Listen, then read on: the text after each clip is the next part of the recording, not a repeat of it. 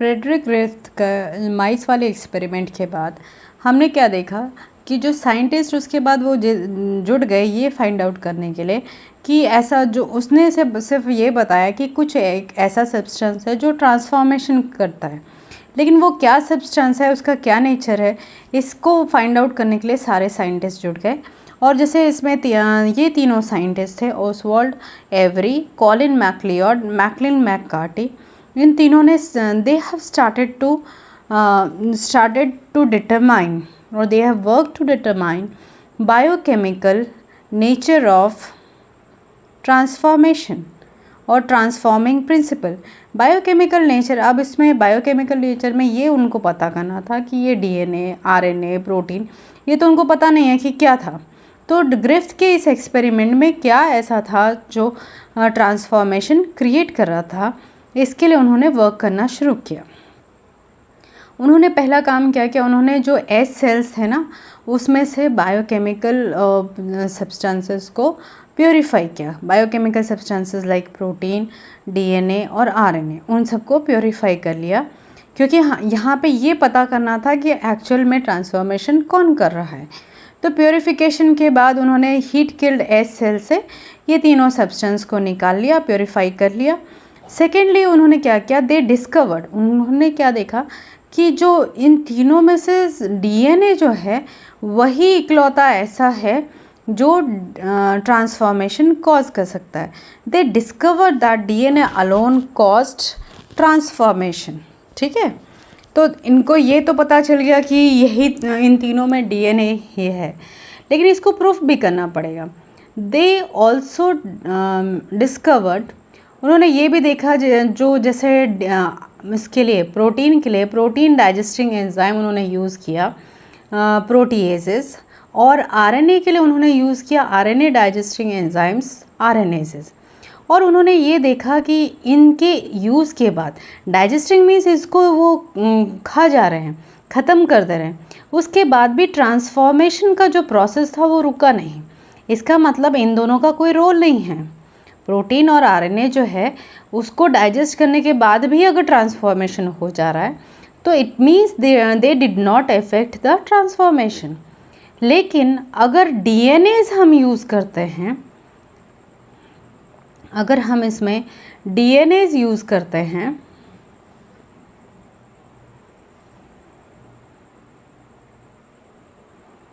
तो जो transforming substance था, so the transforming substance was not protein और RNA.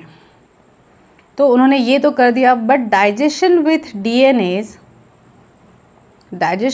DNAs did inhibit transformation. उन्होंने बोला कि भाई यहाँ तक तो ठीक है, ट्रांसफॉर्मेशन वो नहीं कर रहा, या कर रहा है इसमें डीएनए ही है, प्रोटीन और आरएनए का रोल नहीं है। लेकिन अगर डीएनए डाइजेस्टिंग एंजाइम हम यूज़ करते हैं तो ट्रांसफॉर्मेशन नहीं होता। तो डीएनए ही वो सब्सटेंस है, यहाँ पे ये प्रूफ हो गया कि डीएनए कॉज्ड ट्रांसफॉर्मेशन।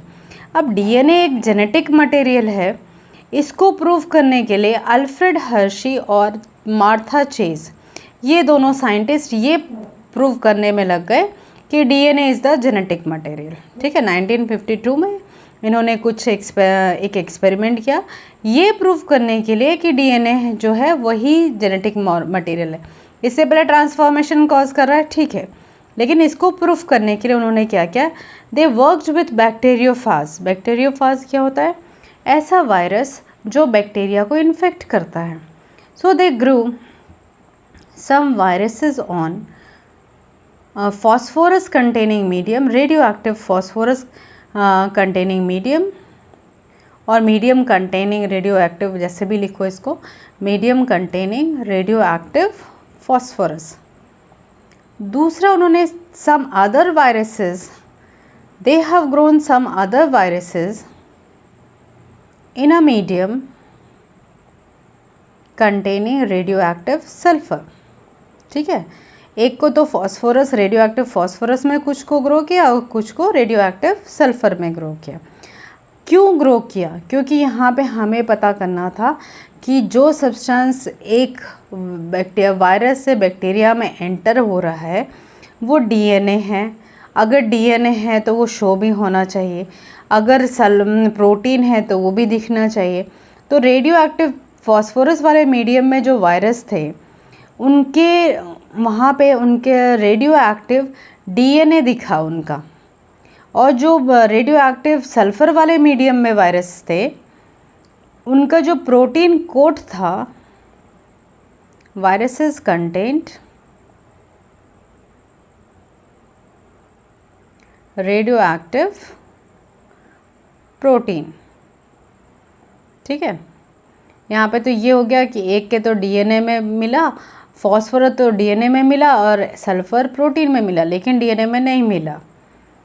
अब यहाँ पे हम क्या करते हैं, उसके बाद उन सारे वायरसेस का सेंट्रीफ्यूगेशन करेंगे, बिकॉज और यहाँ पे एक ये और कि because DNA do not contain sulphur, ये तो हो गया, इसीलिए हमको उसमें सल्फ़र नहीं मिला क्योंकि डीएनए में सल्फ़र नहीं होता है। सेकेंडली यहाँ पे आफ्टर सेंट्रीफ्यूगेशन, क्योंकि हमारा जो मेजर आंसर आएगा वो सेंट्रीफ्यूगेशन के बाद ही आएगा। सेंट्रीफ्यूगेशन के बाद हमें क्या मिला कि जो डीएनए था रेडियो एक्टिव डीएनए वो था that is content DNA content radio active phosphorus and it floats on it floats and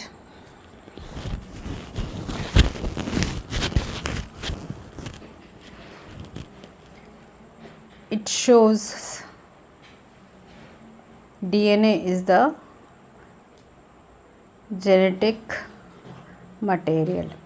अब यहाँ पे जैसे एक डायग्राम आपके बुक में है, यहाँ पे देखो एक में सल्फ़र से इन्फेक्टेड है, दूसरे में फॉस्फोरस से। सल्फ़र S35 लिया, P32 लिया।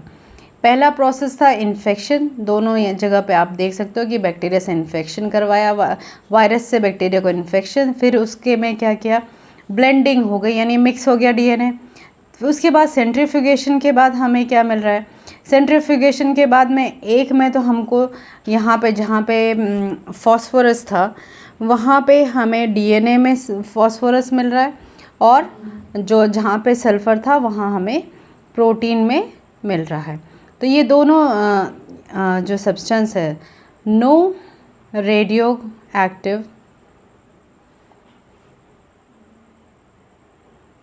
activity in supernatant यहाँ पे ये जो फॉस्फोरस का केस है, सुपरनेटेंट में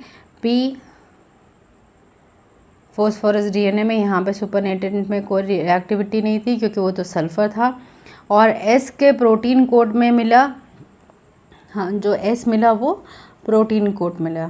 थैंक यू।